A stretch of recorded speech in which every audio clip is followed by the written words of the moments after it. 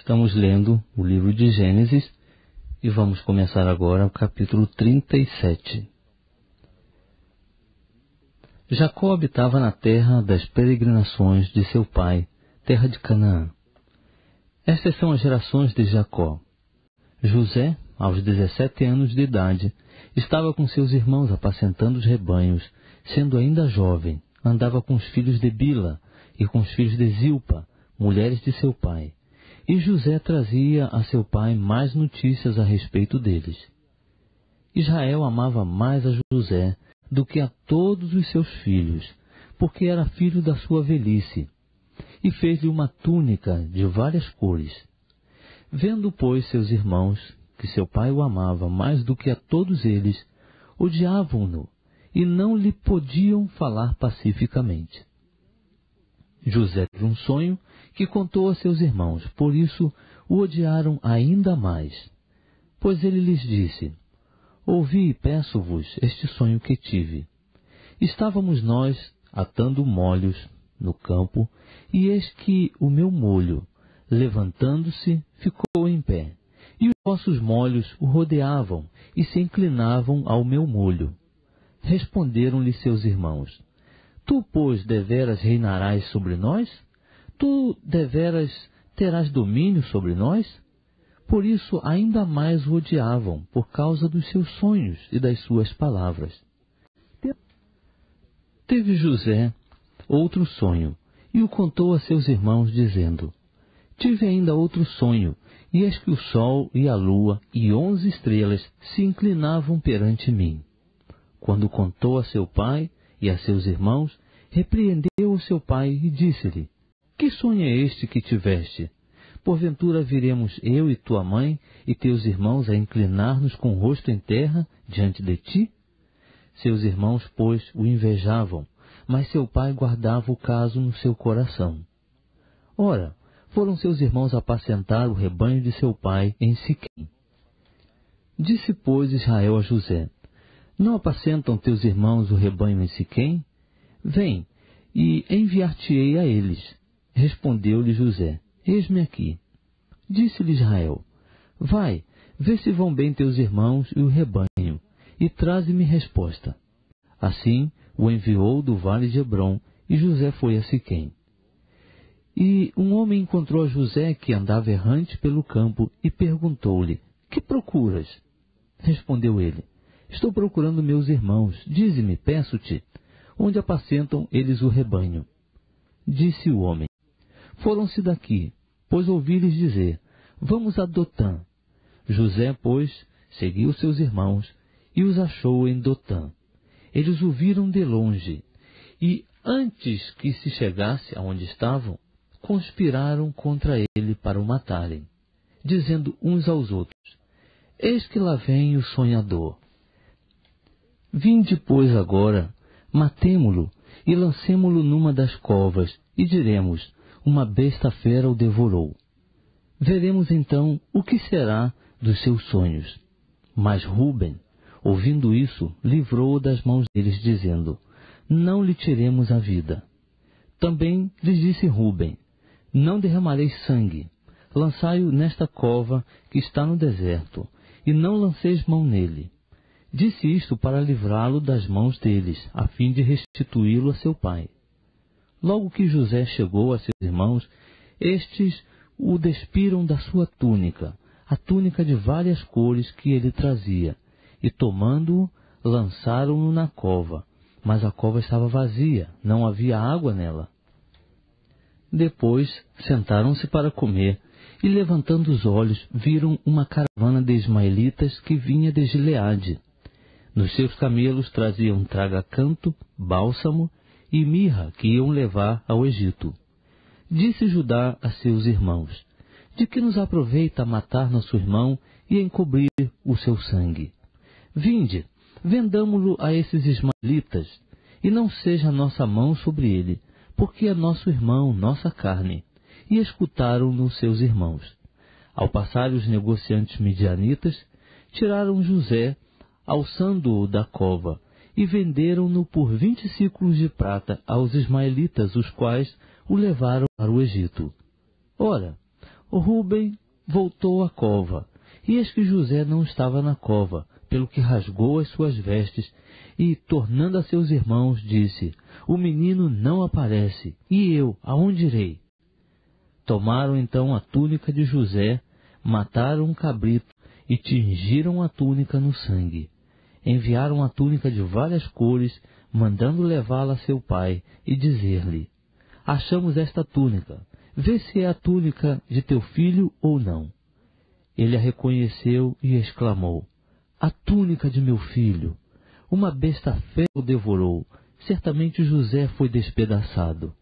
Então Jacó rasgou as suas vestes e pôs saco sobre os seus lombos, e lamentou seu filho por muitos dias. E levantaram-se todos os seus filhos e todas as suas filhas para o consolarem. Ele, porém, recusou ser consolado e disse: Na verdade, com choro hei de descer para meu filho até o Seol. Assim chorou seu pai. Os midianitas venderam José no Egito a Potifar, oficial de Faraó, capitão da guarda. Estamos lendo o livro de Gênesis. Vamos começar agora o capítulo 38. Nesse tempo, Judá desceu de entre seus irmãos e entrou na casa de um adulamita, que se chamava Ira. E viu Judá ali a filha de um cananeu, que se chamava Suá. Tomou-a por mulher e esteve com ela. Ela concebeu e teve um filho, e o pai chamou-lhe Tornou ela a conceber e teve um filho, a quem ela chamou Onã. Teve ainda mais um filho, e chamou-lhe Selá. Estava Judá em Quezibe, quando ela o teve. Depois Judá tomou para o seu primogênito, uma mulher por nome Tamar. Ora, o primogênito de Judá, era mau aos olhos do Senhor, pelo que o Senhor o matou.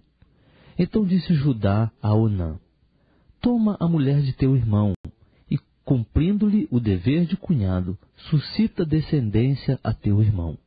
Onã, porém, sabia que tal descendência não havia de ser para ele, de modo que toda vez que se unia à mulher de seu irmão, derramava o sêmen no chão, para não dar descendência a seu irmão. E o que fazia era mal aos olhos do Senhor, pelo que o matou também a ele. Então disse Judá a Tamar sua nora: Conserva-te viúva em casa de teu pai, até que Selá, meu filho, venha ser homem, porquanto, disse ele, para que porventura não morra também este com seus irmãos. Assim se foi Tamar e morou em casa de seu pai. Com o correr do tempo, morreu a filha de Suá, mulher de Judá. Depois de consolado, Judá subiu a Timnate para ir ter com os tosqueadores das suas ovelhas, ele e Ira seu amigo, o adulamita. E deram aviso a Tamar, dizendo: Eis que o teu sogro sobe a Timnate para tosquear as suas ovelhas. Então ela se despiu dos vestidos da sua viuvez e se cobriu com um véu, e assim, envolvida, sentou-se à porta de Enaim, que está no caminho de Timnate, porque via que Selá já era homem, e ela lhe não fora dada por mulher. Ao vê-la, Judá julgou que era uma prostituta, porque ela havia coberto o rosto, e dirigiu-se para ela no caminho e disse: Vem, deixa-me estar contigo, porquanto não sabia que era sua nora. Perguntou-lhe ela: Que me darás para estares comigo? Respondeu ele: Eu te enviarei um cabrito do rebanho. Perguntou ela ainda: Dar-me-ás um penhor até que o envies? Então ele respondeu: Que penhor é que te darei? Disse ela: O teu selo com a corda e o cajado que está em tua mão. Ele, pois, lhes deu, e esteve com ela, e ela concebeu dele. E ela se levantou e se foi, tirou de si o véu e vestiu os vestidos da sua viuvez. Depois Judá enviou o cabrito por mão do seu amigo adulamita para receber o penhor da mão da mulher, porém ele não a encontrou. Pelo que perguntou aos homens daquele lugar: onde está a prostituta que estava em Enaim junto ao caminho? E disseram: aqui não esteve prostituta alguma. Voltou, pois, a Judá e disse: não a achei.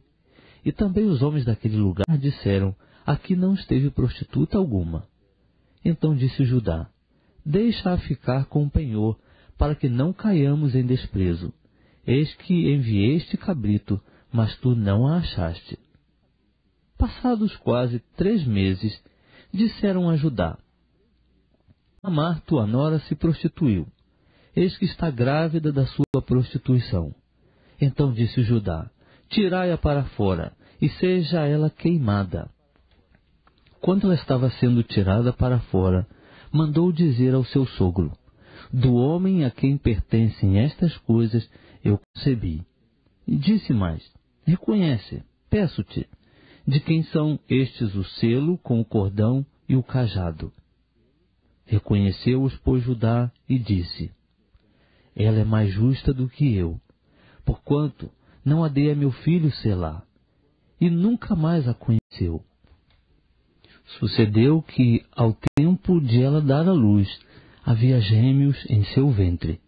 E dando ela à luz, um pôs fora a mão, e a parteira tomou um fio encarnado e o atou em sua mão, dizendo: este saiu primeiro. Mas recolheu ele a mão, e eis que seu irmão saiu. Pelo que ela disse: como tens tu rompido? Portanto, foi chamado Pérez. Depois saiu o seu irmão, em cuja mão estava o fio encarnado, e foi chamado Zerá. Estamos lendo o livro de Gênesis. Vamos começar agora o capítulo 39. José foi levado ao Egito, e Potifar, oficial de Faraó, capitão da guarda, egípcio, comprou-o da mão dos ismaelitas que o haviam levado para lá. Mas o Senhor era com José, e ele tornou-se próspero, e estava na casa do seu senhor, o egípcio. E viu o seu senhor que Deus era com ele, e que fazia prosperar em sua mão tudo quanto ele empreendia. Assim José achou graça aos olhos dele, e o servia, de modo que o fez mordomo da sua casa, e entregou na sua mão tudo o que tinha. Desde que o pôs como mordomo sobre a sua casa e sobre todos os seus bens, o Senhor abençoou a casa do egípcio por amor de José. E a bênção do Senhor estava sobre tudo o que tinha, tanto na casa como no campo. Potifar deixou tudo na mão de José, de maneira que nada sabia do que estava com ele, a não ser do pão que comia. Ora, José era formoso de porte e de semblante. E aconteceu, depois destas coisas, que a mulher do seu senhor pôs os olhos em José e lhe disse: deita-te comigo. Mas ele recusou e disse à mulher do seu senhor: eis que o meu senhor não sabe o que está comigo em sua casa, e entregou em minha mão tudo o que tem. Ele não é maior do que eu nesta casa, e nenhuma coisa me vedou, senão a ti, porquanto és sua mulher. Como, pois, posso eu cometer este grande mal e pecar contra Deus? Entretanto, ela estava com José dia após dia. Ele, porém, não lhe dava ouvidos para se deitar com ela ou estar com ela. Mas sucedeu, certo dia, que entrou na casa para fazer o seu serviço, e nenhum dos homens da casa estava lá dentro. Então ela, pegando-o pela capa, lhe disse: deita-te comigo. Mas ele, deixando a capa na mão dela, fugiu, escapando para fora. Quando ela viu que ele deixara a capa na mão dela e fugira para fora, chamou pelos homens de sua casa e disse-lhes: vede, meu marido trouxe-nos um hebreu para nos insultar. Veio a mim para se deitar comigo, e eu gritei em alta voz. E ouvindo ele que eu levantava minha voz e gritava, deixou aqui a sua capa e fugiu, escapando para fora. Ela guardou a capa consigo, até que o senhor dele voltou à casa. Então falou-lhe conforme as mesmas palavras, dizendo: O servo hebreu que nos trouxeste veio a mim para me insultar. Mas, levantando eu a voz e gritando, ele deixou comigo a capa e fugiu para fora. Tendo seu senhor ouvido as palavras de sua mulher, que lhe falara, dizendo: Desta maneira me fez o teu servo, a sua ira se acendeu. Então o senhor de José o tomou e o lançou no cárcere, no lugar em que os presos do rei estavam encarcerados, e ele ficou ali no cárcere. O Senhor, porém, era com José, estendendo sobre ele a sua benignidade e dando-lhe graças aos olhos do carcereiro, o qual entregou na mão de José todos os presos que estavam no cárcere. E era José quem ordenava tudo o que se fazia ali. E o carcereiro não tinha cuidado de coisa alguma que estava na mão de José, porquanto o Senhor era com ele, fazendo prosperar tudo quanto ele empreendia.